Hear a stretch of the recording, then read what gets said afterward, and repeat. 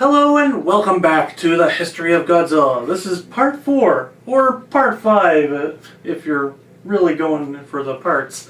This is covering the Heisei period, which technically began with Godzilla 84, 85, but we're going to start with Biollante because Godzilla 85 is its own video. Took its own video. Technically, in a way, too, from the timing of when these films went into production, they say the Heisei films really do sort of begin with Biollante, because it has to do with the emperorship within Japan and that's how they got their names and how they time it. So when the Millennium series came around, that's when Emperor Millennium came around. Yeah, well, that was taking a different name, but yeah. Yes.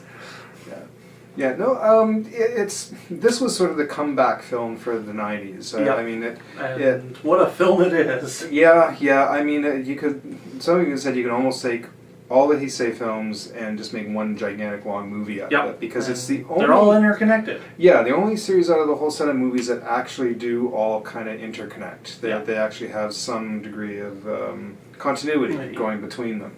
And a few characters between them as well. So. It was, and you know, I was in my 20s when the Heisei films came out, and I remember it was a new kind of charged time for Godzilla fans. It was fun. There was a new rise of monster films. Yeah. You know, I mean, we didn't get to see these films until 99, until 2000. So well, there were ways you saw them before that. Yeah. Most people had to wait till the video releases from Sony and TriStar. Yeah, so. yeah, and I mean it was you know, we got Dark Horse Comics to start with that, the Trendmasters toys, all kinds of stuff. So the late 90s saw the new Gamera films, so it was a new fantastic time for. And some of the best material came from that. Sure, period. oh yes, yeah. So there is a lot to cover. Yeah, there was more than I thought. I thought really the Heisei series, little tidbits of information, but as you go through each of the films, you find out each of them has their own little story and history behind it. So we're going to start with Godzilla vs. Biollante. Biollante, which was the story came about when they wanted to continue off of Godzilla 85. And they had a public story writing contest. A contest, yeah. It was a dentist that won it, strangely enough. I guess they liked the spy element that was involved in the film and whatnot. So it's they redesigned a whole new suit. If you're familiar with the film, of course, this was a suit that kind of set the standard for what the rest would look like. There was different tweaks to each of the films, but this was kind of now how the suits were going to look. Yeah. They were not quite as bulky as the 85 suit. It had a smaller head that was a little more cat-like, of course. Boy, oh boy, 85 Godzilla looked like a puppy at points. It was bulky. The head was too big for it. So, but by making the head smaller, it emphasized the size a bit more. And they built a mechanical head now that was based off the same mold for the head of the costume. Yeah.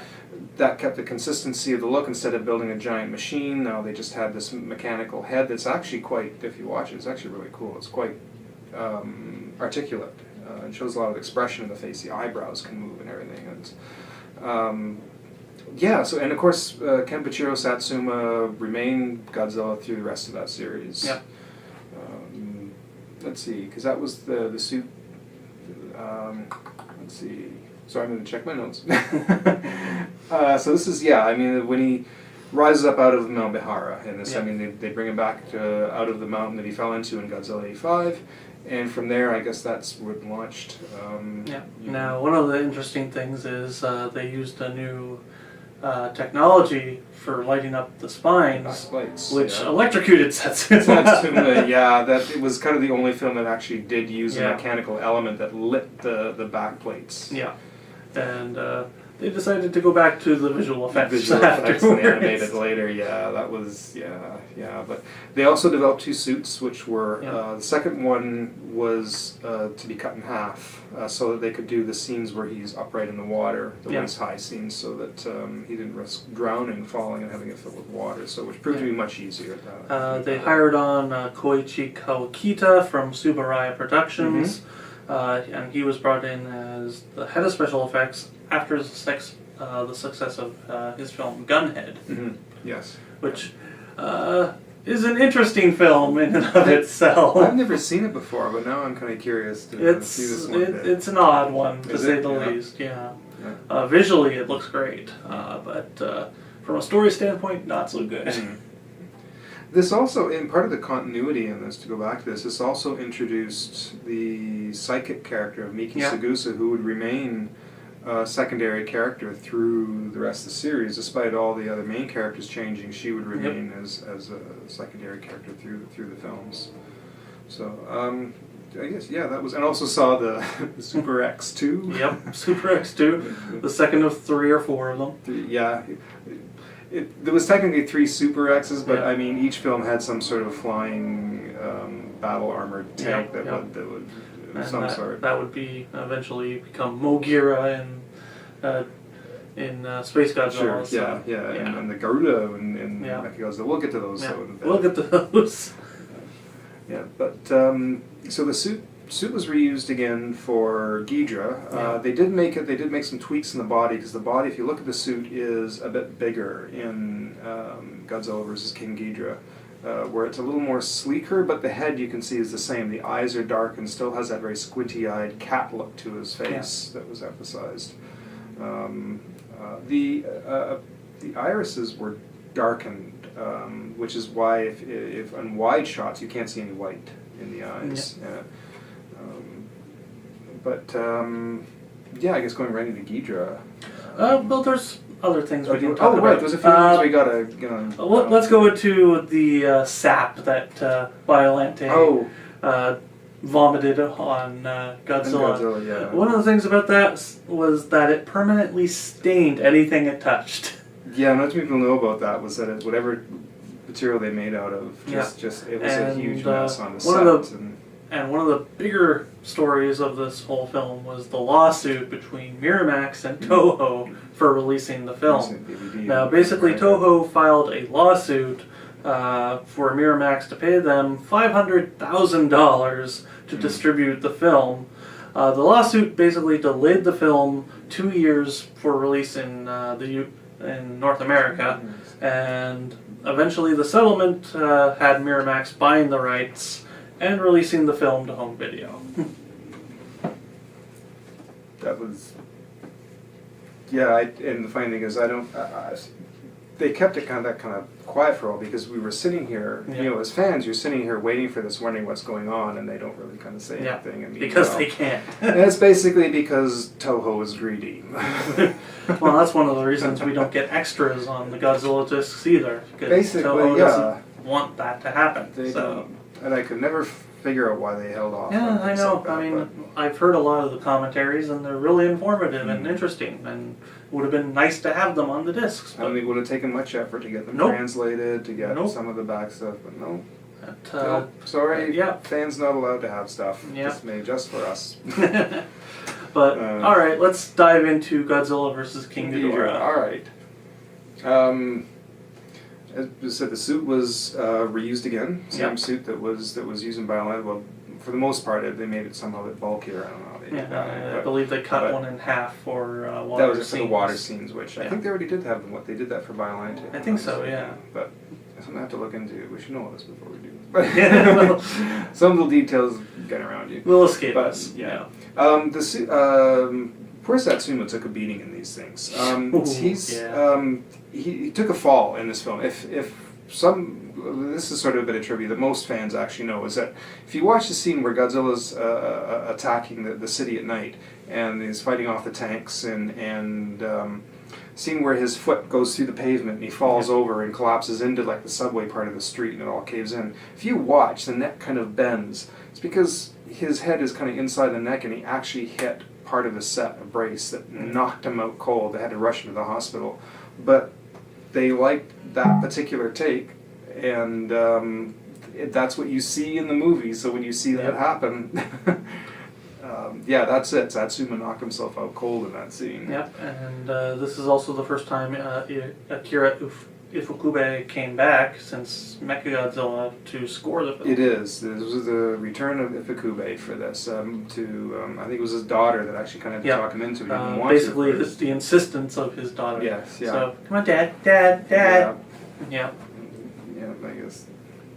family persuaded, and what's something else on this? Oh, a little fun fact on this, because I remember I used to like going to G-Fest, and I haven't been able to for a number of years.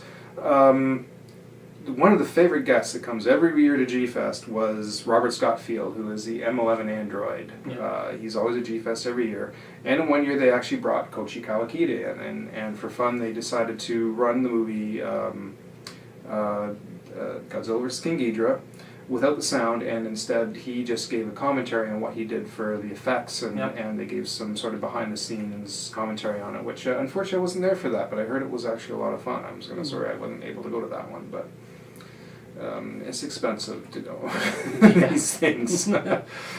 So conventions have never changed one thing: they're not cheap. They're not cheap, that's for sure. Mortgage a house to go to one of those. So, anything else on that film? The Godzillasaurus cries were recycled Gamera cries. Gamera cries. I don't know how they got away with that, but I don't know. They did. And the film was considered for a time controversial for its World War II depictions. A Pearl Harbor survivor named Gerald Globitz condemned the film basically as being in very bad taste. Well, Ishiro Honda also thought the director Kazuki Omori went too far. Just a little too far, as it were. Yeah. But other than that, it's a fun film. It is. It's dumb fun. I think it's more controversy out of the terrible American actors they got for those scenes. Don't worry, Miss Cadet Spielberg. You can tell your son about it. I don't know who thought of that. But I don't know who thought that line, but it was a terrible line. It was. You ended up laughing not out of the humor, but just how badly it was delivered. Yep. But in all, Godzilla vs. King Ghidorah is a fun film. It's a fun film if you don't think about it too much, because let's face it, the whole time travel thing, it was just made a mess that we just kind of like, no, just don't think about it. It's don't wrap your head around it, just eat popcorn and watch it. Yep. And if you do that, it's an entertaining time. Yep. Alright, so let's move on to Godzilla vs. Mothra. Mothra, yeah, that was... Or Mothra. This came about because they wanted to do Mothra vs. Batra. Yeah. And they were going to finally do... Or no, sorry. Mothra vs. Bagon. Bagon, sorry, Bagon. Which is still a monster considered part of the Toho universe, but he's never shown up.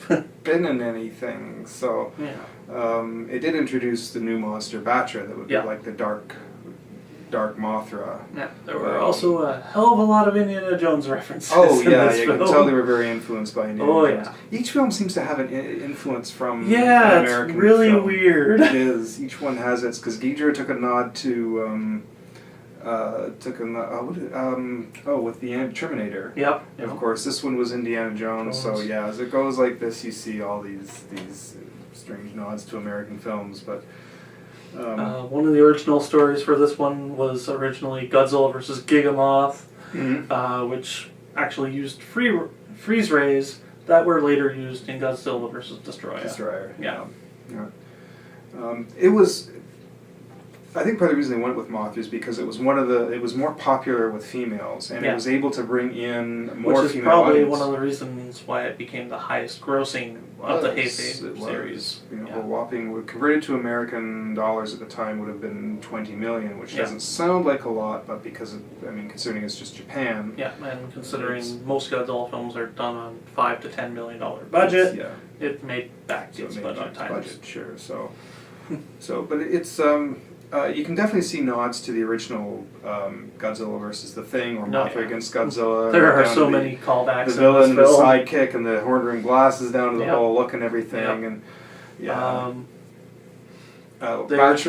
they originally tried to get the original star of Mothra, Frankie Sakai, to appear, but his schedule was too full, which is too bad. Yeah. It was too bad for that. But Batra's sound, if you know, this is also actually old Rodan sounds. This is before Fire Rodan shows up, not to the next film, but it was the sounds of Rodan from the old films.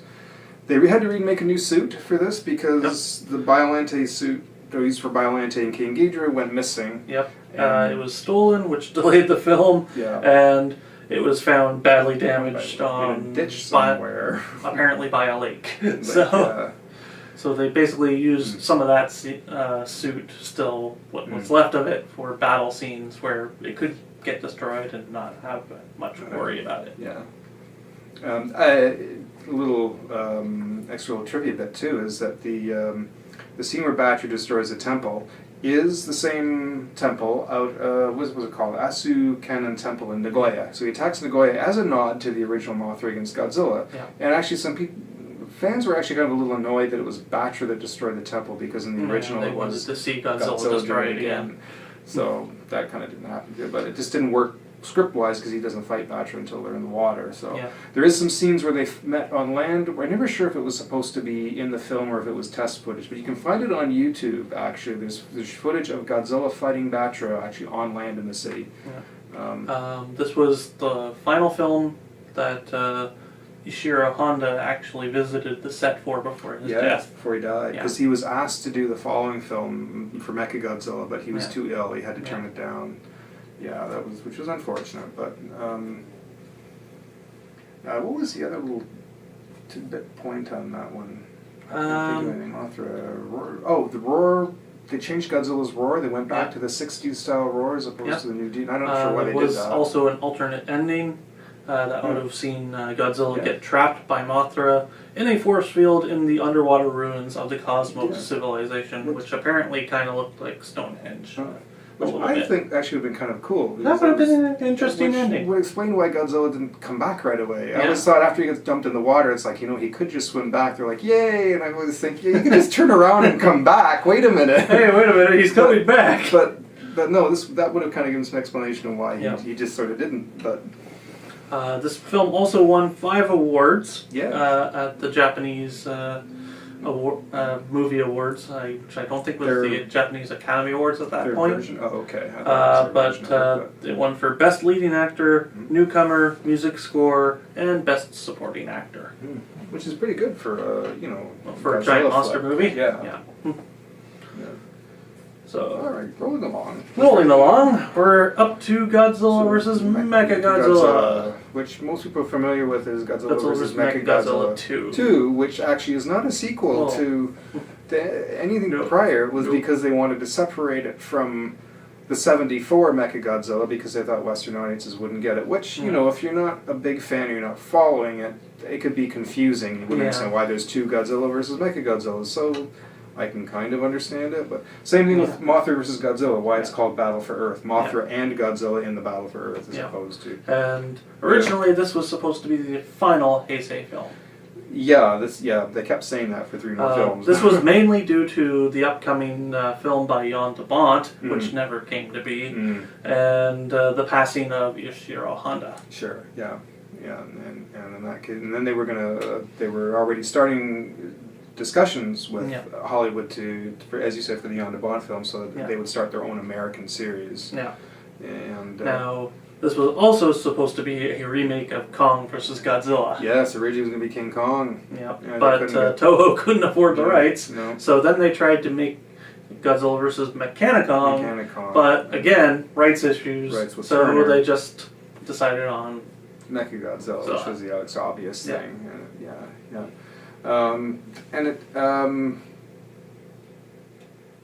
Sorry, there's blanks there. We'll have to do a little snippet. Rodan was actually hand puppet in this movie. Yeah, they didn't use the costume as well as marionettes, so there was no actual suit for Rodan in this one, which is interesting.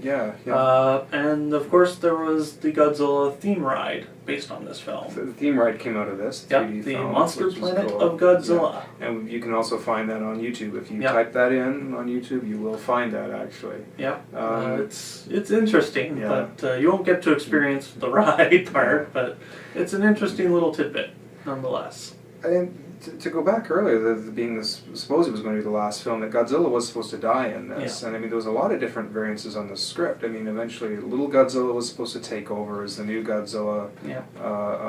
Because he was supposed to, when Mechagodzilla fires on him, his radiation, it was sort of like what happened with Destroyah. It was supposed to go into little G and it would become the new Godzilla. But audiences weren't kind of ready for that just quite yet, so that didn't happen.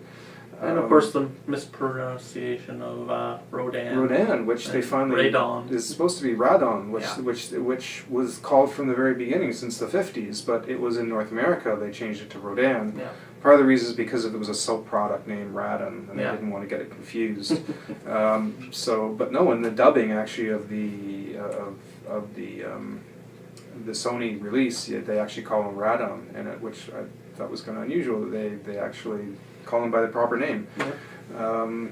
The Mechagodzilla suit was originally conceived to actually split in half. Yeah. And if you know the movies, you know where that concept actually wound up. Yep. But the suit was supposed to separate into two separate parts that would fight him. It was supposed to, for a while, there was a concept where it was supposed to kind of unfold. It would start as a flying tank and then would kind of unfold into, Transformers. And or something. there are there's test footage of that. Is that right? Being used, but it's really hard to find. Yeah. So, but all that. So all that, of course, was ended up going to Mogra, and then they developed the idea of the flying Garuda, which would then attach to the back, combined with to power it up.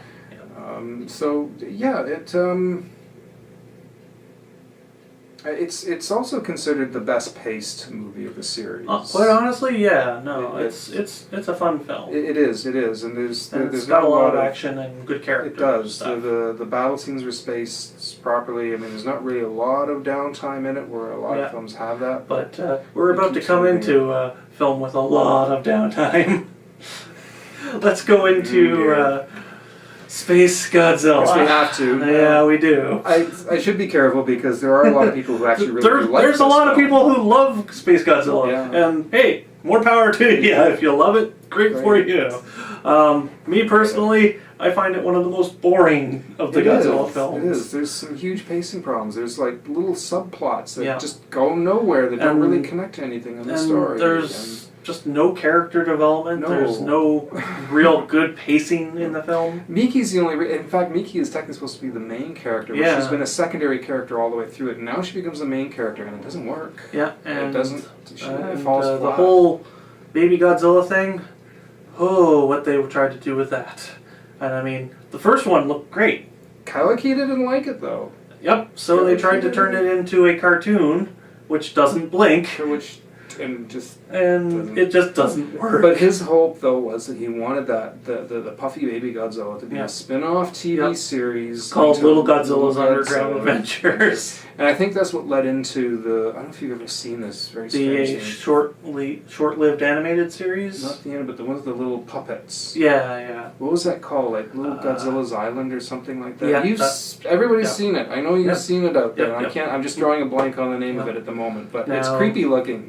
Yes, it is. A lot of people love it, though, especially kids, and they want toy versions of that. Now, SpaceGodzilla was actually first conceived in 1978. The concept of it. Yeah. Akira Ufukube actually refused to be involved composing the film after reading the script, which reminded him of a teen idol film, and apparently the inclusion of rap music also turned him off the film. I don't know where the rap music wound up in it. Yeah, I don't remember rap music, but maybe I was asleep during that scene. I don't know. They moved out of it eventually. I don't know, but yeah, it was kind of it was a 40th anniversary film. Yeah. And it was supposed to be Godzilla's newest and most powerful foe. Yeah. And I mean, and one of the major issues that was with the film was the director didn't want to make it serious. Yeah, so you're going to introduce Godzilla's most powerful foe yet, but we're going to make it fun for the family. It just doesn't... And it doesn't work. And one of the scenes that was deleted from the film actually depicted Godzilla rescuing Junior from a crystal prison, which was then deleted due to being too serious. Too serious, yeah. They try to make it Kawakita hated, by the way. Yeah. And it was like... But the budget was very stretched for this. They had less budget. They had only half the budget, I think, they did to have Mechagodzilla, and they were pressed for time. They didn't have a lot of time to throw this into production. So that's why you have scenes with, like, the first battle of Godzilla and SpaceGodzilla actually never connect. They never physically battle. It's all laser show. Huge blank sets. The city scenes were never completed. They had to use trick camera work to try and fill in spaces. You can actually see. It looks really empty too. It does. It really does. Now, if I were to go into my favorite part of the film, and probably the only really good part, is Mogira. Yeah. It's a really interesting concept, yeah. and a really nice callback to a classic Toho film. Yeah. That's a cool... The robot consisted basically of 3 pieces that applied separately and combined. I thought it was 2. I thought the original concept they had 3, but then it wound up... Oh, is it? Okay. Yeah. I'd have to see the film again. I thought it was 2, because one flies, one goes underground, and I don't know what the other one does. Maybe. Yeah, I can't remember. I don't know. I thought it was only 2. I'm going to have to double check that. But yeah. But honestly, it's the only interesting aspect of the film to me. It is. And I could kind of see it. My only problem was when the one piece, although it looked cool when it separated, is when it just sort of tips and suddenly starts drilling. Yeah, which I thought that broke my sense. I mean, I can get past the whole sense. I can get past a lot of things in the film, and the main thing that I always come back to is just the baby Godzilla. Stuff. Yeah. And that stuff just gets me every time. It's like, why? It doesn't work, No, it really doesn't. It's and then waves to her over the hill. Yeah. Hi. No. Then it gasses itself. And, the suit, though, I should mention the suit again. For each film now at this point, they were making a new suit. They made a new one for Mothra. They made a new one for Mechagodzilla, which the legs were too high in it, so they had to try and make another one again. The suit that they made apparently for SpaceGodzilla for Godzilla vs SpaceGodzilla was one of the more comfortable ones for Satsuma. The legs were too high in the previous one, which if you actually look at the design, the legs go very high and unusual. Big chunky. This one they get a bit heavy, but it was more comfortable for the actor to work in. Yeah. And it was reused again for Destroyer. Actually. So let's dive right into the final Heisei film with Destroyah.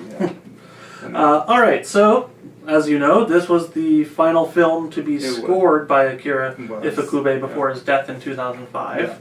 And also the final Heisei film. Yeah. And the final film before we had to suffer through American Godzilla. We'll do that for another time. Yes. Maybe never. We'll get to that eventually. But the score, I think I'm not sure if he won an award for writing the score for this, or if they gave him a special award after. But he was recognized after doing the score for this film. Yeah. Apparently it was said that when he wrote it, because he knew it was the last one, that it was though he was writing the score for his own He said it was one of the most difficult pieces he ever wrote, and that he approached it as if he were writing the theme to his own death. Yeah. So, in all honesty, that whole scene is just beautiful. It is. This would also be the last Godzilla film that producer Tomoyuki Tanaka would see. I think he did either 1 or 2 of the Mothra films after this, but this would be the last Godzilla film, though. He would be behind. This is where also, again, the Ghost Godzilla comes into it, because they were trying to bring that up. It was originally supposed to be Godzilla vs. Godzilla, where Heisei Godzilla faces off with Junior, who is possessed by 54 Godzilla. 54 Godzilla, so... Yeah. This would have been a strange film. I'm kind of glad they didn't go that direction. That would have been odd. The interesting thing, too, is everybody talks about the strange title, and I think it's just something to do with the Japanese pronunciation being called Destroyah. Yeah. Part of the reason, actually, they decided to do that was because the title of it, Destroyer, is just a word. It's a description word, so they couldn't copyright Destroyah. Or Destroyer, rather. So instead of calling it Destroyer, it was just easier to call it Destroyah. Yeah. And so that's why it ends up with that funny title. But now, of course, as everyone knows, Godzilla died in this. Yes. And Toho was very soon after bombarded with letters of protest to bring Godzilla back from the dead. Yeah. Actually, too, the ending, no spoilers at this point, most people have seen it. Most people know, too, that the meltdown scene, that there was 2 endings shot for that, and one of them was, and it's you can still see it all on YouTube, actually, in pretty good state, too, is they melt down together. Yeah. And I think most fans probably know that, is that they, instead of Destroyer being destroyed first and then Godzilla melting down, they still keep fighting while he's melting down. His meltdown, his heat, ends up destroying Destroyer. Yeah. Momoko Kochi was in this, who was Emiko in the original film, and they brought back her character. She was the aunt of the kid character, I believe. Yes, and she sadly, this will be the last film she did because she passed away about just 3 years after. One of the weirder things to come out of this was when the suit actor nearly suffocated 6 times due to the carbonic acid gas that they were using with the suit. Because this was the the Godzilla suit from the previous film, SpaceGodzilla. They just took the suit and put the red bits in it and redid the back plates and everything so it would glow, and it was poisonous. That steam that you see emanating from that, it was poisonous, and it nearly killed poor Setsuma.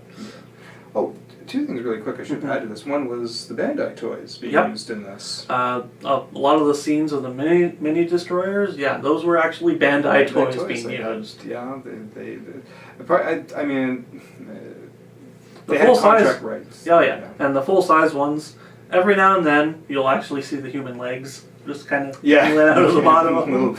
But they're still... You have to look close. But, but it's very much based off Aliens. Oh, this one's off. I remember saying that they were influenced by American films, and this one definitely, right down to some of the shots being almost identical. Yep. Then of course the mini destroyers also have the tongue that comes out. Oh yes, that thing that came out was right out of Alien. I couldn't believe they actually got away with that. Actually, when I saw the scene with her in the car, which was actually kind of a cool scene, but I thought, wow, when the face did that, I thought, you gotta be kidding me. Cannot. That's just too obvious, but... but they went there. They went there, so... So, basically, this became the final film for Godzilla until 1999 with Godzilla 2000. 2000, I should mention, too, a little tidbit here is that Godzilla vs Destroyah is the last Godzilla film that has used the term versus in the middle. After that, if you go into the Millennium series, it was Godzilla X Mechagodzilla. And they've never picked up a versus in the middle, except maybe in comics or in things like that. But as far as films, that was the last one they used the versus in the middle of the title. Alright, so that more or less brings us to the close of the Heisei era. So next time, we will be talking about one particular film from the Millennium series, and that will be GMK. We're going to give that one its own separate video because there's just a lot of really interesting stuff. There's so much history just to that one; it needs its own. And then we'll do another one that will cover the entirety of the rest of the Millennium series. Following that, we will be doing a little short history on the American Godzillas, and then, because of its recent announcement, Shin Godzilla is coming out on DVD and Blu-ray on August 1st. So just before that, we will be doing a video on Shin Godzilla. So we will hopefully see you next time for another History of Godzilla, and we will see you later.